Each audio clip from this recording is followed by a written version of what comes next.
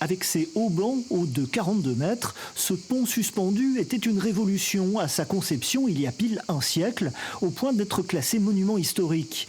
Mais interdit depuis 50 ans, son acier devenu trop fragile, le département entreprend aujourd'hui de le restaurer, chaque pièce démontée, vérifiée et refabriquée si nécessaire. Ça, c'est des ouvrages qui sont esthétiquement très beaux, qui sont aussi très complexes. On voit là, cette complexité en 1928, c'était vraiment extraordinaire.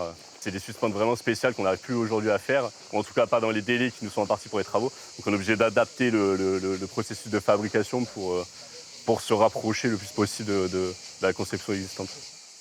Émotion des compagnons bâtisseurs à la hauteur de celle des riverains, des paysans de l'île d'Oiselay qui un jour ont décidé de remplacer le bac soumis aux caprices du Rhône par un pont en dur.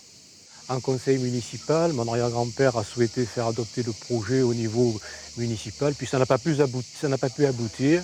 Donc ils ont décidé avec ses collègues agriculteurs, les vieilles familles installées et la famille du Laurent d'Oiselay, ils ont décidé de lancer une souscription interne pour faire ce pont.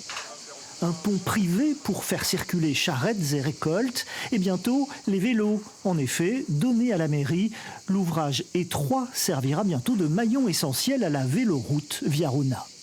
Le meilleur programme qui pouvait lui être attribué, c'était les modes doux, donc piétons, vélos, pour une remise en service et une nouvelle utilité 100 ans plus tard. Voilà. Ça permet de revaloriser cette structure qui était vouée un peu à mourir sur place.